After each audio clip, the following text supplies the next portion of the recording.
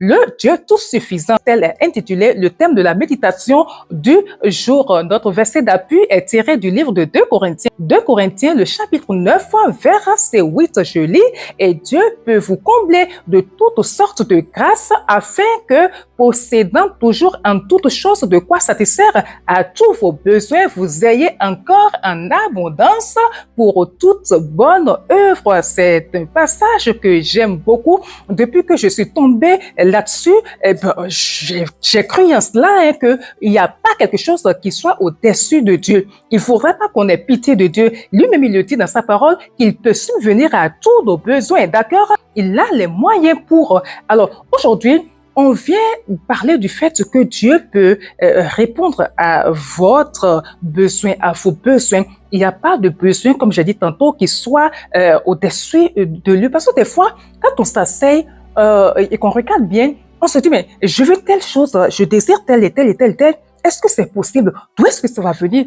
Comment est-ce que... en fait, on raisonne, on met notre intelligence en marche. Comment est-ce que cela va arriver en fait? J'ai besoin d'une voiture, ça va venir comment? J'ai pas de maison, je veux une maison, comment ça va arriver comment? Et je suis en manque de ci et de ça, ça va arriver comment? Je ne vois pas comment ça va arriver. Mes ressources ne peuvent même pas me permettre de pouvoir acquérir cette chose-là en 5 ans, en 10 ans. Mais comment? Laissez tomber tout ça. Ne réfléchissez pas comme Dieu. C'est vrai qu'il ne faut pas occulter le fait qu'il faut être pragmatique dans la vie, mais dans la foi avec Jésus, quand on est en Dieu, hein, d'accord, il faut oser. Il faut oser parce que d'ici là, toi, tu vois, d'ici 5 ans, toi, tu vois ta source, d'accord, puis tu calcules et tu te dis que même d'ici 5 ans, c'est pas possible. Est-ce que tu sais que Dieu peut t'offrir d'autres sources? Non seulement ça, il peut utiliser d'autres personnes pour subvenir à toi, tes besoins. Il peut susciter quelqu'un là-bas et peut parler de toi à quelqu'un là-bas, te mettre ton image dans le cœur de quelqu'un et ne pas lui donner de repos afin que cette personne-là te recherche pour ce que toi tu veux en fait. Donc, je suis venue aujourd'hui pour te dire, mais quelle est ton envie? C'est quoi ton besoin? Et ce qui t'est vital et tu sais que tu en as vraiment besoin et tu te dis que, bon, en fait, tu ne peux pas. Aie confiance. Continue à demander à Dieu. Il n'est pas sourd. Hein? Continue à demander à Dieu. Au moment opportun, tu verras ce qu'il va faire. Pour toi, ne réfléchis pas. Ne cherche pas à calculer d'où est-ce que ça va venir. Comment est-ce que ça va arriver? Comment est-ce que c'est? Comment est-ce que ça? Contente-toi de prier avec foi. Hier, on a vu le fait qu'il faut prier avec foi. Demander avec foi. Ne dis pas aujourd'hui, je sais que tu peux me donner cela. Et demain, dis non, c'est trop, c'est pas possible. Il peut pas me le donner. Non! Il peut te le donner. Il faut oser grand. Des fois, c'est que nous savons, les chrétiens ont pitié de Dieu. Les chrétiens ont dit, mais je ne vais pas demander ça à Dieu, mais si il peut déjà me donner une petite maison, je sais pas, une petite villa, ou carrément une chambre et 2 salons, et c'est suffisant pour moi. Et puis là, Jean, quoi. Jean, on a pitié de Dieu. Jean, non. Il faut oser. Pourquoi tu ne peux pas demander une grande maison qui est étendue qui se tient sur 2, 3, 4 parcelles? Pourquoi tu ne peux pas demander une grande maison avec piscine? Pourquoi tu ne peux pas demander une maison avec un grand jardin? Ce n'est pas impossible. Dans ma langue enfant, on dit, Maoumiton, notre Dieu, il est Tontoumandoufor. Donc, excusez-moi pour ceux qui ne comprennent pas la langue fond. En fait, on dit que Dieu, il est inépuisable. Il est une source intarissable. Tu vas puiser, puiser et puiser. Ton fils va puiser. Toute la famille va puiser. Il sera toujours tel qu'il est. Tu ne sentiras même pas. Il ne sent même pas qu'on a puisé quelque chose en lui. Et alors, c'est ça qu'il est. Je donne cet exemple-là. Et comme j'ai dit tantôt, il peut utiliser toute personne pour subvenir à toi, tes besoins. OK?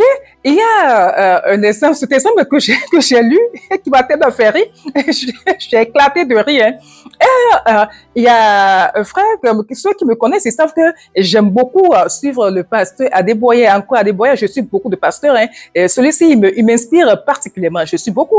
Il m'inspire en fait, il a tellement d'exemples que ces exemples édifient, en fait. Ce sont des exemples qui édifient. Et il ne faut pas arrêter, il ne faut pas manquer de mentionner cela, d'accord, pour que ça édifie d'autres personnes aussi.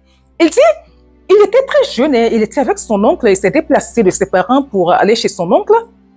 Et quoi, là-bas, un jour, l'oncle, j'oubliais ceci, l'oncle est un, comment vous les appelez, les gens qui font des tam-tams, là, qui tapent des tam-tams, là, aux cérémonies, quand il y a une cérémonie, on les appelle, et puis c'est ceux qui font, voilà.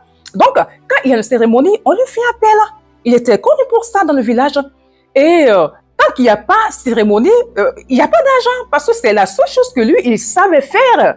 Quand on ne lui fait pas appel, il n'y a pas d'entrée d'argent. Alors, un jour, ils avaient faim. Ils avaient très très faim. Il n'y a pas eu de cérémonie de la semaine. Il fallait manger quoi? Tout est fini de la maison. Rien dans les marmites. Ils avaient très faim, son oncle et lui. Et qu'est-ce qu'ils étaient là? Ils étaient là à réfléchir à comment faire quand une fille est venue toquer à la porte avec un plateau sur la tête. Vous savez, les plateaux avec la nourriture bien fait et puis couvert avec un torchon. Elle dit, ma soeur m'a dit de vous remettre ceci. Et l'oncle dit, mais attends, votre soeur, je ne la connais pas. Et la fille répond, vous ne la connaissez pas, mais elle vous connaît. Et l'oncle dit, ok.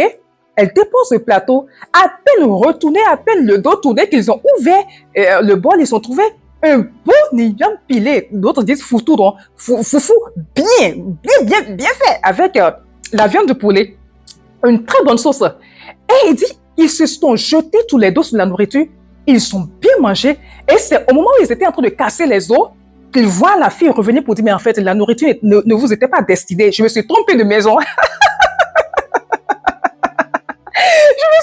Je me suis trompée de maison. Ben, mais c'était trop tard. C'était trop tard. Dieu a utilisé cette fille-là, ce jour-là, pour donner à manger à cher monsieur Adeboye. Et son oncle, Dieu peut détourner les bénédictions, des bénédictions vers vous. D'accord? Aujourd'hui, vous n'avez pas une voiture. Peut-être que demain, vous êtes en train de demander, non, vous, la seule chose que vous avez à faire, c'est de demander avec insistance. J'en ai besoin, j'ai besoin de ci, et que Dieu sait aussi qu'effectivement, vous êtes dans le besoin. Ne calculez même pas, ne cherchez même pas à savoir comment est-ce qu'il va faire pour vous la donner. Un jour, pourquoi pas, il peut mettre votre, c'est pas, dire à quelqu'un de vous donner une voiture. Il va vous, il agit de diverses manières, et le plus souvent, ce qu'on attend de voir, on s'attend à ce qu'il fasse telle chose. Le plus souvent, il passe par des chemins détournés, des chemins auxquels nous ne pensons pas. Nous n'allons jamais penser à faire, c'est quoi? OK?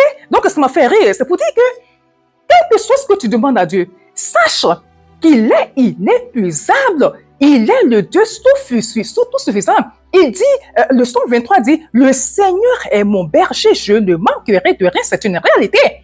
Ce dont tu auras besoin pour subvenir à tes besoins, pour tes besoins vitaux, si tu es vraiment en Christ, si tu ne te reproches rien, si Christ n'est pas fâché contre toi, parce que oui, il y en a qui disent qu'ils sont chrétiens, mais qui ne savent pas qu'entre-temps, leur maître est fâché contre eux et qu'il fallait qu'ils aillent devant lui pour régler les choses, demander pardon, et qui continuent comme ça. Quand c'est comme ça, quand il est fâché contre vous, alors il ferme toutes les portes, il ferme le ciel sur votre tête, il ferme vos sources de revenus. Si tel n'est pas le cas et que vous êtes toujours dans ces bonnes grâces, par miséricorde, parce que on n'est pas juste là, d'accord? On a toujours nos défauts là. C'est par miséricorde qu'on reçoit des choses par grâce, en fait, pas plus grâce, voilà. Donc, quand c'est comme ça, il subvient toujours à nos besoins, même les fondamentaux. Il ne nous laisse pas à les demander, non, pour sa gloire. Il le fait pour nous.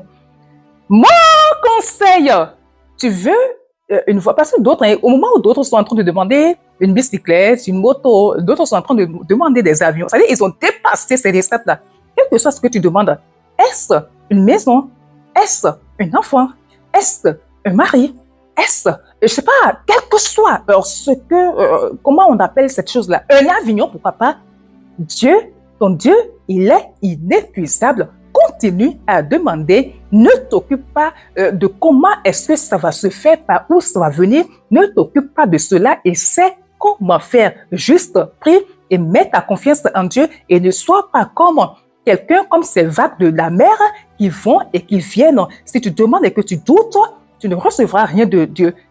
Demande avec foi et espère en Dieu. Père, nous te prions, nous te disons merci de nous faire comprendre ces réalités-là. Ceux qui doutent, que tu ne peux pas faire certaines choses, que par ta grâce, leurs yeux s'ouvrent, leur cœur s'ouvre et qu'ils comprennent, Saint-Esprit, la quintessence de cette phrase-là, de ce passage-là, de ce que tu as voulu que tes enfants sachent à ton propos. Glorieux Saint-Esprit, nous te disons merci, merci parce que quand on reste en toi, quand on a confiance en toi et qu'on demande des choses pour ta gloire à toi, pas pour nous, notre gloire, tu finis toujours par le faire. Merci Père, au nom de Jésus, nous avons prié. Amen. Merci. Bonne journée à vous et on va se dire à demain pour une autre méditation. Shalom.